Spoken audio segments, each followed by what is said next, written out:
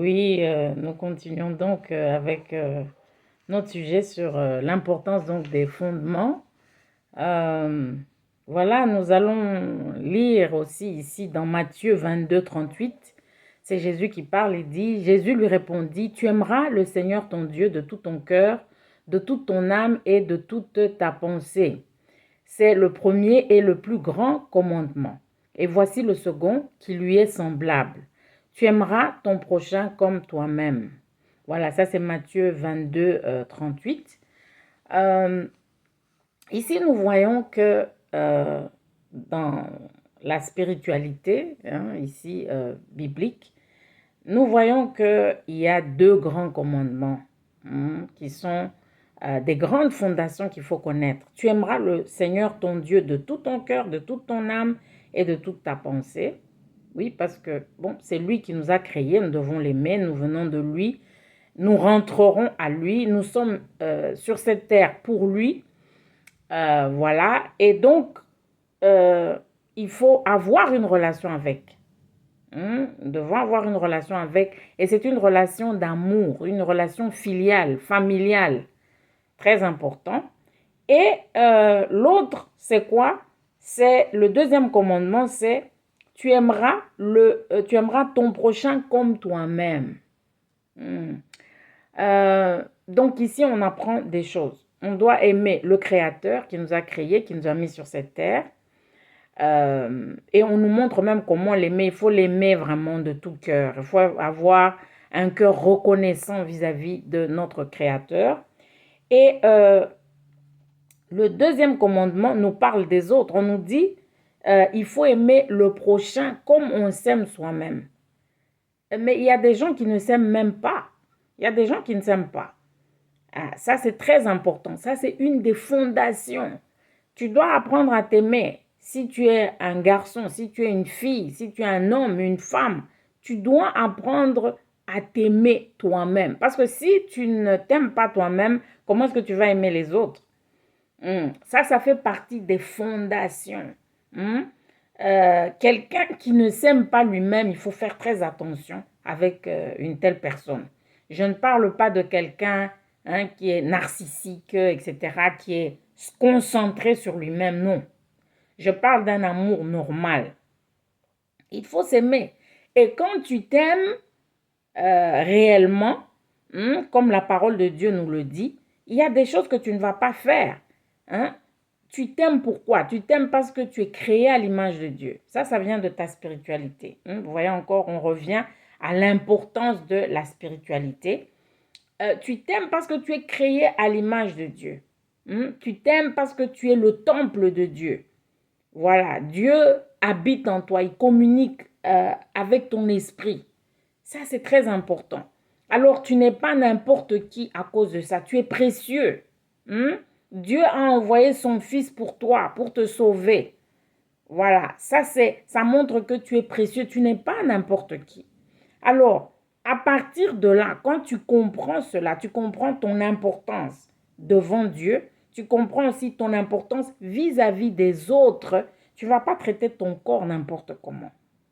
Il y a des gens qui ne s'aiment pas du tout.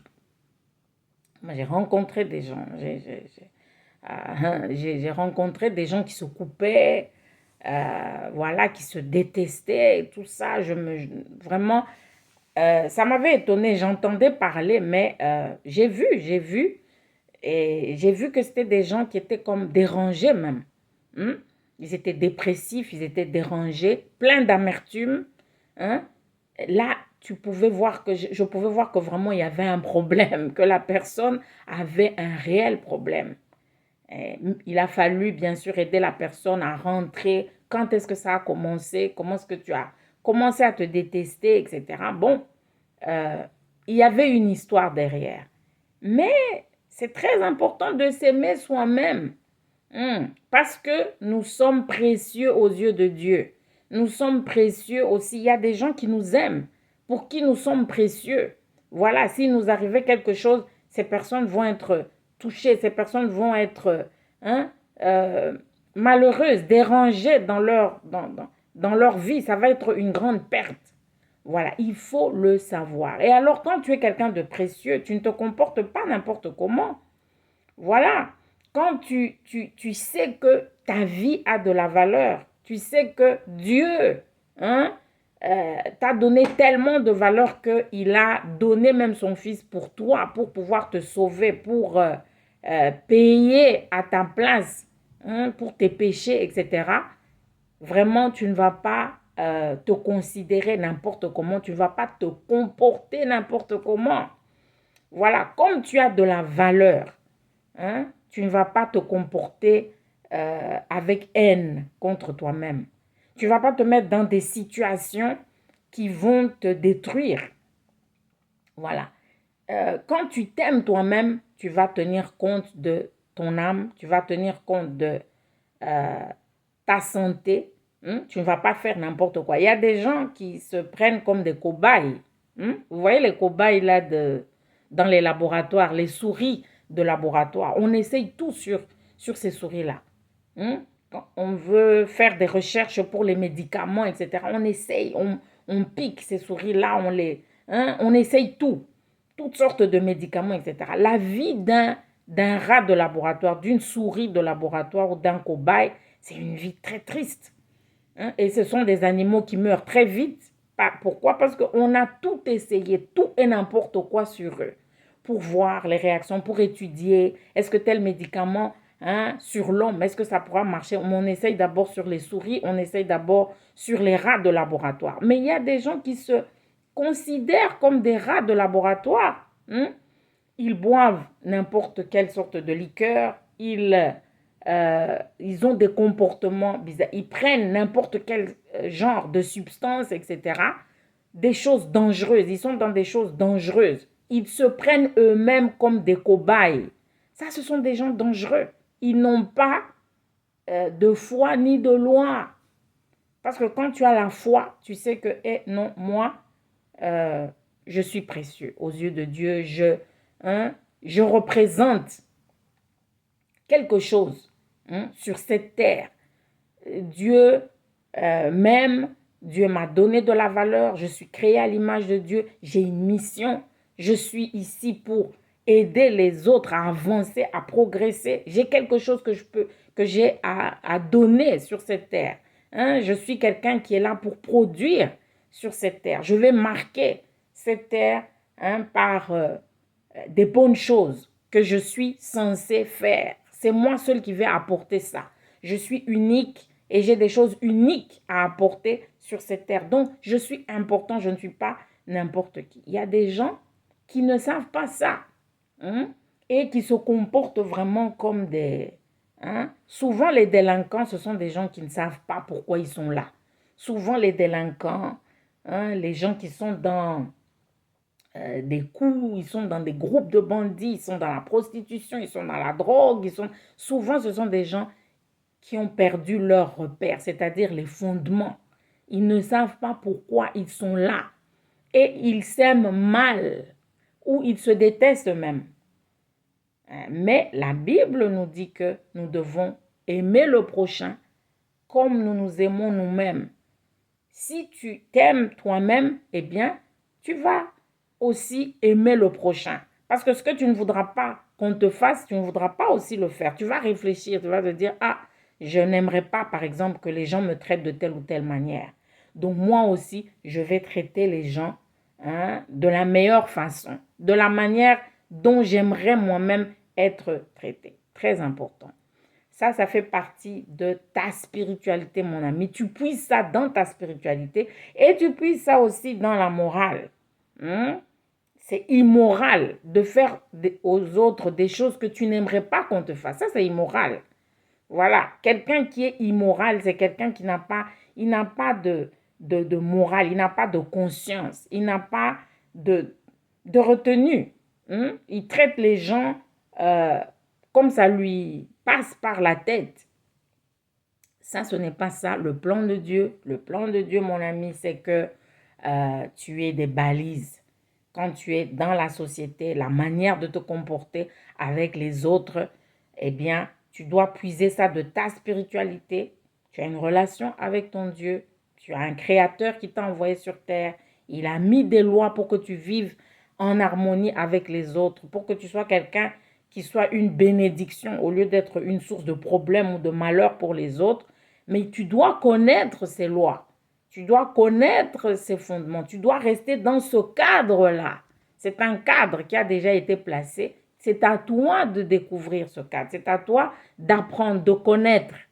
Très important. Et il y a la morale. La morale, sont les lois des hommes. Comment se comporter d'une manière morale, d'une manière acceptable. Voilà. Comment est-ce qu'on se comporte en société? Comment est-ce qu'on se comporte avec les gens? Ça, c'est purement humain.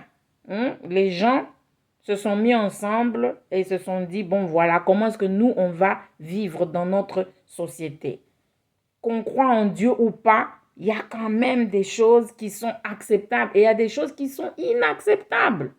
Voilà, pour que nous puissions avoir une société harmonieuse, on doit respecter certains principes, etc. C'est ça la morale. Voilà, alors, tu dois avoir les deux. Si tu n'as pas les deux, tu vas commettre des erreurs, tu vas faire des choses vraiment étonnantes, mais dans le mal. Voilà, tout simplement parce que tu n'as pas la guidance. Nous lisons, il y a un texte ici qui nous montre que, ça c'est dans les psaumes, psaume 82, 5, on nous dit, ils n'ont ni savoir ni intelligence, ils marchent dans les ténèbres. Tous les fondements de la terre sont ébranlés. C'est le A qui nous intéresse. Psaume 82, 5, on dit, ils n'ont ni savoir ni intelligence, ils marchent dans les ténèbres. Mon ami, les fondements, avoir des fondements, c'est avoir une connaissance, c'est avoir un savoir. Voilà. Donc, les connaissances, les fondations, c'est l'intelligence. Parce que c'est grâce à ton intelligence que tu vas comprendre ces principes-là de vie. Pour ne pas être comme ces gens qui n'ont ni savoir ni intelligence et qui marchent dans les ténèbres, tu dois, mon ami, chercher la vérité. Et ici, nous parlons aux jeunes chrétiens l'importance de connaître la parole de Dieu, l'importance de lire la Bible, l'importance de connaître la saine doctrine. Voilà, parce que comme je l'ai dit, il y a des gens qui disent qu'ils sont dans la Bible, mais ils dévient. Il y a des gens qui sont dans la Bible, mais qui tordent, qui ne donnent pas le bon sens. Il y a la saine doctrine. Tu dois connaître ça. Ça, c'est ta responsabilité de connaître la saine doctrine. Quelle est la saine doctrine dans la Bible? Qu'est-ce que Dieu veut dire? Comment est-ce qu'on doit vivre avec le prochain? Et nous revenons donc à ces deux grands commandements. Tu aimeras d'abord ton Dieu de tout ton cœur, de toute ton âme, de toutes tes forces, parce que c'est lui qui te donne la vie. Et tu aimeras ton prochain comme toi-même. Ça, ce sont les deux plus grands commandements qui doivent nous guider dans notre spiritualité. Tu vas filtrer tout ce que tu reçois à travers ces deux grands commandements-là. Voilà. Est-ce que tu t'aimes toi-même? Est-ce que tu t'aimes toi-même? Vous croyez que les kamikazes, ce sont des gens qui ne s'aiment pas. Quand déjà quelqu'un ne s'aime pas, il va se comporter d'une manière qui montre que vraiment, pour lui, la vie ne vaut rien. Si quelqu'un a une telle manière de penser à propos de lui-même, mais comment est-ce qu'il va penser à propos des autres? Ça ne sera pas du tout un problème de faire des dégâts, pas du tout. Voilà, donc la spiritualité est très importante. Quelle est ta spiritualité? Tu crois en quoi? Voilà, et ce que tu crois sur toi-même va déterminer aussi ce que tu crois sur les autres. Ce que tu crois sur Dieu, ça va déterminer comment tu vas aussi te comporter vis-à-vis des autres. On a vu, il y a eu en Afrique là-bas, on a eu des noms, l'armée du Seigneur, l'armée de ceci, etc. Des trucs spirituels. Les gens qui chantent des chansons de l'église et tout ça, mais quand on regarde leur vie, c'était pas du tout une bonne vie. C'était une vie de crime, c'était une vie terrible. Ils ont semé la désolation là où ils sont passés. Pourquoi? Parce qu'ils n'ont pas cherché à savoir la saine doctrine. Ça, c'est ta responsabilité, c'est ma responsabilité, mon ami. C'est pas parce qu'on te dit, ah, ça vient de la Bible qu'il faut tout gober sans, hein, vraiment comme on dirait, sans examiner. Non, il faut examiner. Il faut examiner. Qu'est-ce que ça veut dire? Quel est le contexte dans lequel ce texte-là a été donné? Voilà. Il y a même un contexte historique. Hein? Il y a des contextes historiques aussi dans la Bible, dont il faut tenir compte. Voilà. Donc, attention, attention à la spiritualité. Quelle est ta spiritualité? Quelles sont tes balises? Hein? D'où est-ce que tu tires ta morale? Voilà. Et ici, nous avons parlé de s'aimer soi-même. Celui qui ne s'aime pas lui-même, eh bien, il ne va rien respecter. Il va, comme disent les Français, il va brûler sa vie comme on brûle une chandelle des deux côtés. Vous voyez la chandelle, la bougie. La bougie, tu peux l'allumer d'un seul côté. Là, elle va se consumer doucement. Tout comme tu peux l'allumer des deux côtés. Là, elle va se consumer très vite. Quand on dit que quelqu'un a allumé une chandelle des deux côtés, et quand on dit que cette personne, c'est comme s'il a allumé sa vie, c'est comme une chandelle qui est allumée des deux côtés, c'est-à-dire c'est quelqu'un qui va détruire sa vie rapidement. C'est ça que ça veut dire. Pourquoi? Parce qu'il n'a pas de balise, il n'a rien qui le retient. Il n'a pas de conscience. La conscience, elle est nourrie par ta spiritualité, elle est nourrie par la morale. Tu n'as rien, quand tu n'as rien des deux, eh bien, tu vas faire des dégâts. Et donc, les gens, par exemple, qui ne s'aiment pas, les gens qui ont des tendances à faire des choses mauvaises contre eux-mêmes, eh bien, ce sont des gens qui vont être des dangers pour les autres aussi. C'est donc important de revenir à la parole de Dieu. Qu'est-ce que la parole de Dieu te dit sur toi-même? Même si tu as commis des péchés, tu ne dois pas te haïr. Si tu as commis des péchés, la voie, c'est la repentance. Si tu te repens sincèrement, Proverbe 28, 13 nous dit que celui qui reconnaît ses transgressions et qui les abandonne, il va recevoir miséricorde. Mais celui qui ne veut pas abandonner, celui qui s'accroche justement à ses mauvaises manières de faire, eh bien, celui-là sera brisé. Donc, il faut faire attention. Si on a commis des péchés, si on a la culpabilité parce qu'on a commis des mauvaises choses, c'est tout à fait normal. On peut se sentir dépressif, on peut sentir qu'on ne peut pas se pardonner, on peut sentir qu'on a exagéré, que vraiment on ne se supporte plus, etc. Ça peut arriver. Le péché fait ça, c'est vrai. Mais le remède au péché, c'est quoi? C'est se repentir. Il faut se repentir sincèrement, sincèrement et abandonner. Ce n'est pas les remords. Les remords, ça ne fait rien. Je regrette, mais on va recommencer. Non, on ne parle pas du remords, on parle de la repentance. Il faut se repentir du mal qu'on a fait. Il faut abandonner le mal qu'on a fait, demander au Seigneur de nous aider, de nous relever, de nous restaurer. Et s'attacher à ça, se dire non, je dois sortir de là, je ne veux plus rentrer dans tel genre de comportement. Tu vas être guéri, mon ami, et tu pourras rebâtir. Voilà. Donc, il ne faut pas rester dans la haine de soi. Non, c'est pas ça que la parole dit. Il faut sortir de la haine de soi. Il faut plutôt se tourner vers Dieu. Il faut se repentir. Il faut se pardonner soi-même. Il y a des gens qui ne se pardonnent pas.